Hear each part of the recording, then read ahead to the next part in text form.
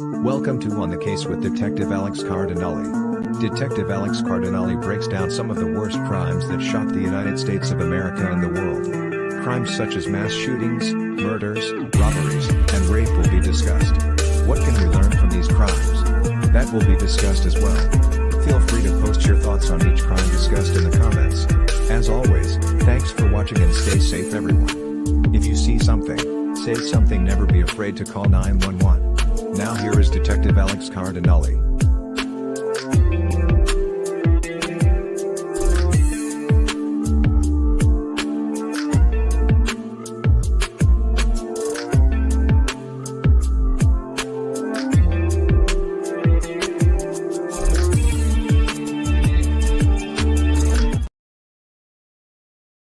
Hello, crime lovers! Welcome to the 2023 season premiere of On the Case. I'm your host, Detective Alex Cardinale. I break down crimes that shocked America and the whole world. And I can't wait to discuss some amazing crimes this year here on the Case with Detective Alex Cardinale. We're going to start this season with an interesting crime. Can you imagine someone robbing a bank 30 times and being successful 30 times? Yes, that's right. Today we're going to talk about a man who robbed 30 banks in the span of 1 year. So, today's crime focuses on a druggie, a drug addict who robbed 30 banks in the span of 1 year. From 2013 to 2014, he robbed 30 banks. How did he get away with it? We're going to find out tonight. Tonight, we're going to talk about one of America's most infamous bank robbers by the name of Anthony Hathaway. Now, Anthony Hathaway was addicted to opioid, which was, I believe, Oxycontin, which is a pain pill. He later got addicted to heroin, and it led to him becoming a criminal. He became a criminal bank robber to feed his drug addiction. Today, we're going to talk about his crimes of robbing 30 banks. And I'm also briefly going to talk about addiction to pain pills and opioids. I'm going to share some of my research with you and how being addicted to opioids and pain pills can potentially lead to serious crimes. I'm also going to share my thoughts on this crime. And at the end of the show, I'm going to discuss whether Anthony Hathaway is a serious bank robber criminal, or is he the victim of a drug addiction caused by becoming addicted to opioids and pain pills. Before I share my thoughts on that, I would like to say that sometimes I take ibuprofen, but I never get addicted to ibuprofen. I have once taken Oxycontin during a surgery that I had, and there was no way that I would become addicted to Oxycontin.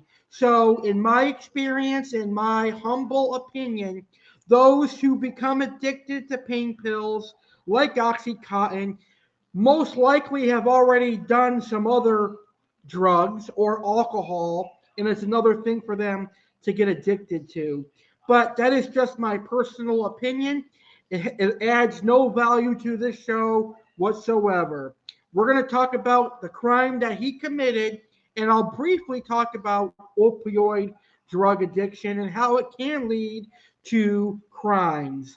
So, if you're watching this video live, please post your thoughts on this case in the comments. Or if you're watching a replay of this video, you can also post your thoughts on this case in the comments as well.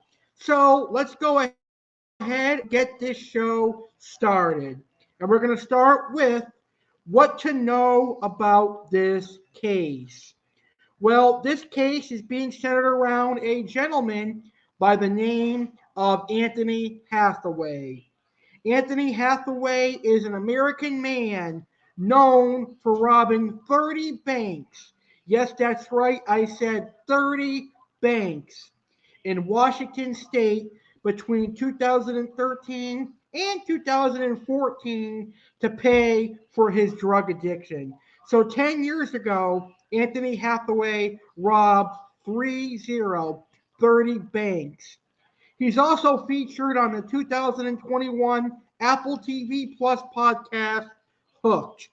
Now, if I were to be on a TV show, it wouldn't be because I robbed 30 banks because I was addicted to pills and drugs. That's not something to be very proud about. So, who is our perpetrator in this episode? So, let me show you the damage that heroin and opioids like Oxycontin can do to you. Here is a picture, a normal picture of a normal Anthony Hathaway before he became addicted to pills. As you can see in this picture, he looks like a normal family man, a normal businessman, and probably a decent human being. He looks like a complete good guy. But look at what heroin and opioids do to the human body. This is him when he was so high on opioids and heroin. He aged about 20 years during that period. Look how awful he had looked since taking the opioids and heroin. Guys, Oxycontin, opioids, and heroin destroy the human body. If you are so addicted to these pills and heroin, you're basically taking 10 years off of your life, each pill and each heroin dose you ingest. Because look how much this man progressed simply by taking opioids, Oxycontin, and heroin. And he was so addicted that he wasn't thinking right, and it led to him robbing 30 banks, potentially scaring and scarring the bank tellers for life. Because imagine someone coming to rob your bank, you tell the bank, "Oh, I got a gun. I'm not afraid to shoot you if you don't give me what I want." That's what he did to bank tellers to get his high, which was of opioids and heroin. And obviously, you need money to get opioids and heroin. So that's an example of what opioids can do to the human body. Anthony Hathaway's birth name is Anthony Leonard Hathaway. Now, he does have some nicknames, and I have to admit, they're pretty cool nicknames, but certainly not a nickname to be proud of. His nicknames are Cyborg Bandit and Elephant Man Bandit. So he's known as the Cyborg Bandit and the Elephant Man Bandit. And here's an image of him committing the bank robbers as the Cyborg Bandit and the Elephant Man Bandit. This is an image of him. So as you can see, pretty creepy looking guy, but also a very smart bank robber, as he was able to hide his identity and rob 30 banks. So, as a druggie, as a drug dealer, as a drug addict, he's pretty smart because he knows to cover his face and hide his identity so he can get his next fix.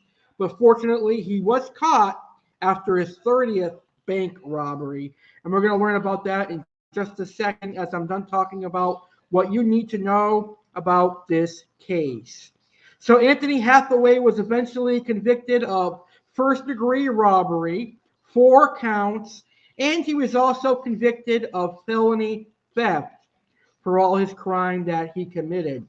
Now, at the age of 21, Anthony Hathaway began working for Boeing as a technical designer. Now, Boeing is an airplane company. Boeing creates airplanes that passengers can fly on. So let's say you're going on vacation from Florida to California. Well, then you're most likely boarding a Boeing plane that Anthony Hathaway worked on. So at age 21, he was a technical designer for fancy airplanes. In 2005, Anthony Hathaway injured his back in the Boeing parking lot during a game of hockey with friends. After he suffered his back injury, Anthony Hathaway was prescribed the pain medication OxyContin after surgery for a ruptured disc in his back. Now, doctors, after they do surgeries on their patients, they will provide heavy pain medication, and OxyContin is one of them. So, in Anthony's very own words, Anthony has gone on record to state that two invasive surgeries on ruptured discs led to an addiction to OxyContin, which led to an addiction to heroin, which led to robbing 30 banks in a year. Those are Anthony Hathaway's own words. But if you know you're addicted to OxyContin, why would you continue taking OxyContin? Wouldn't you go to a therapist and say, I need help getting off OxyContin? I'm addicted to it. So if you're showing no effort in stopping your addiction, then why are you still living a life, in my opinion? That's just my humble opinion and my honest opinion, because you can stop addiction by saying, I have an addiction and I'm not going to take any more pain pills. He could have gotten a therapist. He could have told his doctors, look, I'm addicted to OxyContin. I can't take this anymore. Can you help me? Sometimes people's egos get in the way of that. They don't want to admit they have a problem, but they do. And because he didn't admit he had a problem with OxyContin, it led to an addiction to heroin, which led to crime, unfortunately, for this gentleman. And it's sad because he looked like a decent person in the first picture that I showed. He had a family, he had kids, and he had a wife, but he let that all go to waste because of his drug addiction. So prior to this show, I did a research about opioid addiction and OxyContin. And I want to share some of the information that I found about opioid addiction and OxyContin. Now, 1 in 20 young adults use opioids for too long after common surgeries. Adults aren't the only patients at risk for post-surgical opioid dependence. Research from University of Michigan Children's Hospital finds that nearly 5% of young adults continue to receive opioid refills long after surgery. Although researchers looked at opioid prescriptions, not actual use, the fact that teens were getting refills 3 to 6 months after a surgery reveals a dangerous precedent. I think there needs to be a stronger law that goes into effect for how someone can get opioids like OxyContin. You must be in severe pain to be given OxyContin, in my opinion, and you must show symptoms of being in pain to get it. But that's just my opinion. Whether they are using the opioids themselves or giving them away to peers, this presents a great health risk for both patients and the community, says Dr. Callista Harbaugh. In the case of Anthony Hathaway, his one prescription of OxyContin was enough to get him addicted to other opioids that led down a dangerous road to heroin. Now, there are 2 million Americans facing opioid addiction. In the case of Anthony Hathaway, once the pills no longer gave him the high he wanted, he moved on to heroin. And heroin led him to do whatever it took to get a high. And that meant becoming a ruthless criminal, putting people's lives at risk, robbing banks and bank tellers hostage, with a gun sometimes, and whatnot. Now, in my research, it has shown me that 75% of people that develop an opioid addiction go on to become addicted to heroin, and 75% end up becoming criminals. either by distributing opioids, distributing heroin, or committing serious crimes like robbery. 75% of people that are addicted to opioids will commit crimes. That is a tragedy, ladies and gentlemen. It's a travesty that should be dealt with here in America.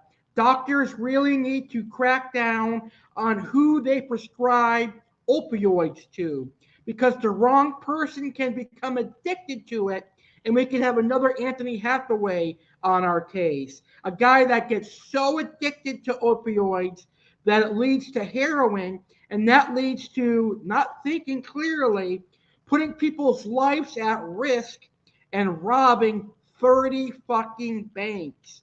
That is crazy, if you ask me. 75% of people that are addicted to opioids become criminals. And it could be crime of robbery, it could be crime of sexual assault, it could be crime of murder, it could be crime of just about anything to stay high and keep their high. And if someone says you're not going to get access to Oxycontin anymore, unfortunately, it means a doctor has been murdered or hurt because he couldn't give Oxycontin anymore. That is the research that I found for opioid addiction, and I thought it would be a great addition to today's show.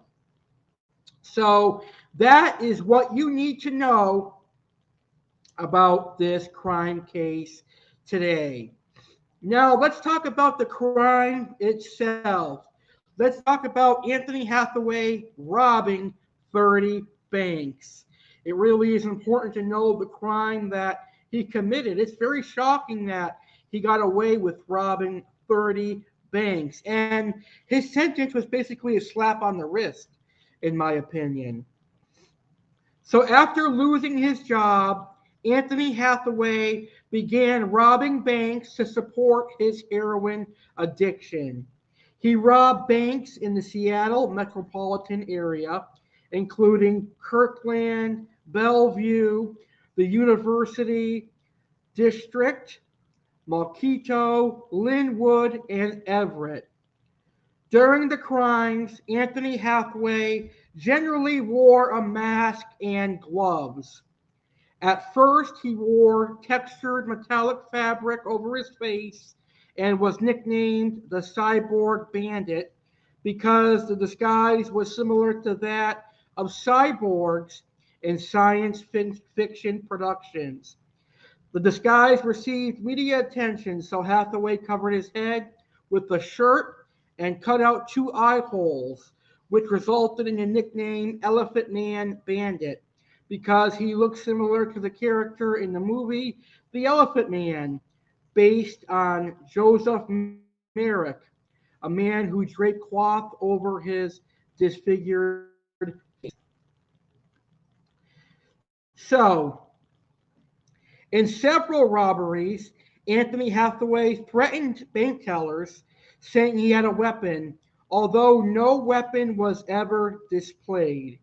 But you have to imagine being a bank teller and you've got some guy covering his face coming into your bank saying, I've got a gun, give me all your money, I'm going to shoot you. What are you going to do? You're likely to give the guy all the money because you do believe him. You do think he is serious. You do think that he has a gun. And you do think at any moment he can shoot and kill you. So I do feel bad for the 30 bank tellers that he robbed. Their life is probably forever changed. And they're probably suffering from post traumatic stress, which is something that happens to a lot of Americans now. If you look at some of the tragic events that have taken place over the last decade in America, there are so many post traumatic stress disorder victims. It doesn't have to be a car accident or a loss of a loved one to be a post traumatic stress victim anymore. Now it's mass shootings, bank robberies, rape, murder, etc. So, one of my friends is actually a counselor in post traumatic stress, and he said that the amount of people that have post traumatic stress has nearly tripled in the last 30 years. And that is a very, very sad sign for humanity. because of the mass shootings and all that. So we as a people and we as a country, we need to look for ways to diminish the amount of post-traumatic stress that's going around. And bank robberies actually add to the post-traumatic stress, believe it or not. Anyway, on February 4th, 2014, after a robbery at a U.S. bank located inside a Fred Meyer supermarket in Linwood, Washington, Anthony Hathaway's getaway vehicle was caught on surveillance. The camera showed a light blue minivan with a Seattle Seahawks football decal on the back window and an aftermarket exterior mirror driving away. The total money taken during Anthony Hathaway's robberies was 73,628 US dollars. During his bank robbery spree, he and his 18-year-old son, who was also a drug addict, were living in a Subaru Outback in a parking lot. A bulletin with the vehicle's description went out to area law enforcement, and an Everett police officer spotted it several days later and notified investigators. An officer on patrol was being observant. It was a very key moment in the investigation. At that point, however, the bank robber's identity was still unknown. The vehicle that Anthony Hathaway was driving was not registered to Hathaway, and several people had access to it. FBI agents began surveillance, and on February 11th, 2014, they observed a man drive away in the vehicle. Over several hours, circling a Seattle bank that had been previously robbed. It seemed clear he was going to rob the bank, police say, and they had a high confidence that whoever was driving the van was about to rob the bank and was going to be good for the other robberies that had been committed. Finally, Anthony Hathaway parked and pulled a mask over his face as he entered the bank. FBI agents and task force officers were there to arrest him moments later. Anthony Hathaway was identified, and he later admitted to the 30 robberies. The 30 robberies that decimated the Washington area 2013 and 2014 for the better part of a year. Anthony Hathaway admitted to the 30 bank robberies between February 2013 and February 2014. On December 23, 2015, Anthony Hathaway pled guilty to 4 counts of first-degree robbery and 1 count of felony theft. On January 15, 2016, Anthony Hathaway was sentenced to 9 years in prison and was ordered to repay all the money stolen. He also received a lifetime ban from all the banks that he had robbed. So, in my humble opinion, and in the opinion of me as a United States citizen, Anthony Hathaway just got a slap on the wrist, basically. I mean, he was only sentenced to 9 years in prison, and he had to pay back all the money that he stole. Fortunately, it probably is going to be really hard for him to come up with $73,000 plus dollars. So he's going to have to find a way to do that, and he's going to have to work his ass off to get all that money. And fortunately for him, because he robbed 30 banks, it's going to be a real hard time for him to find a bank that'll actually let him in there because he has a reputation of robbing banks. Now, he could turn his life around after 9 years. You never know.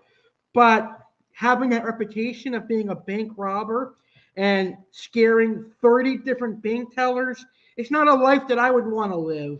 Having reputation of being so addicted to a pain pill and heroin that you would literally put other people's lives in risk because you needed that high, that's not a life that I want to live or a reputation that I want to have. So I can't really say that he's going to turn his life around. It's not my life to live. Anyway, Anthony Hathaway was released from prison in late 2019. So he didn't really even serve half of his sentence. He got out in 2019 following the backlash against Purdue Pharma. So he's suing Purdue Pharmacy because of the opioids, and he won because they let him out of jail. And now he's fighting the urge for one more adrenaline rush that comes from robbing a bank. I do wish Anthony Hathaway luck, and I do hope that he changes his life around, and he does eventually pay back all the $73,000 that he robbed from American banks. But like I said, I've got no sympathy for Anthony Hathaway because he put 30 bank tellers at risk. So that is this crime case. And my thoughts on this crime case are as follows. If you know you're becoming addicted to a pain pill such as Oxycontin and eventually heroin, get yourself help. Never be afraid to check your ego out the door and say, you know what, I'm getting addicted to this. I don't want to take this stuff anymore. Had Anthony Hathaway done that, I don't think he would be one of America's most infamous bank robbers, and I don't think he would have robbed 30 banks. That's just my opinion. I'm also very glad that no one was killed in any of his bank robbers or bank robberies, and I'm glad he didn't have to shoot anyone either.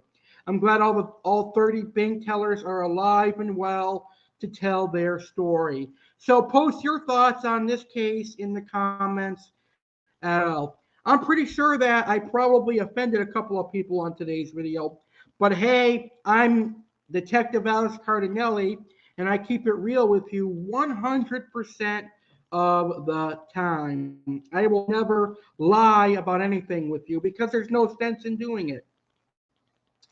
All right, my final topic of the show. Was this a crime, or was Anthony Hathaway a victim of drug addiction? You know what? I'm going to go on record and say this was a crime. He was not a victim of drug addiction. I've seen some of Anthony Hathaway's posts on social media where he's claiming he did this because of drug addiction. Well, if that's true, then you could have went and seeked out help. You could have gone to the drug and alcohol clinics. They have certified therapists who deal with people who get high on opioids, Oxycontin, and heroin, and they would have gotten you the help that you so needed. So you cannot blame this on drug addiction. It was your personal choice. You had the choice of going to a clinic and getting help and seeking help, and you would have had a better life for it. So, in my opinion, this was a crime. Again, my opinion doesn't matter, but this is my show, and I'm giving my opinion. This was a crime because you had the choice not to rob 30 banks, not to ruin 30 people's lives. So, in my eyes, this was a crime committed so that he can get the next high. Post your thoughts on this crime in the comments below. I'd love to hear it. I'm sure there are going to be people saying, you know what, Detective Alex Cardinale is an asshole, but you know what, I am an asshole. And sometimes you have to be really honest. And in my eyes, Anthony Hathaway was not a victim of drug addiction. Rather, he was a criminal. And like I said earlier in the show, had he sought out help from a drug and alcohol clinic, he wouldn't have robbed 30 banks. Anyway, post your thoughts in the comments. I cannot wait to hear them. All right. On the next crime case here on the case with Detective Alex Cardinale, we're going to focus on an interesting crime. We're going to focus on a crime that focuses on love, heartbreak, and pipe bomb explosion. We're going to talk about the story of Barry Hornstein. Now, Barry Hornstein is an older guy that was injured in a pipe bomb explosion in his driveway way back in 2001. We're going to talk about that on the next episode of On the Case with Detective Alex Cardinale. Don't forget to subscribe to my channel, American Alex Cardinale. Thank you, crime lovers, for tuning in to the season premiere of On the Case with Detective Alex Cardinale. I hope you learned something about this crime case, and I hope you enjoyed this episode. Don't forget, if you see something, say something. Call 911 if you see suspicious activity. You could save who knows life. So if you see something strange, say something and call 911. Stay safe, everyone. Have a great night. Thank you for watching, and I will see you on the next episode of On the Case with Detective Alex Cardinale.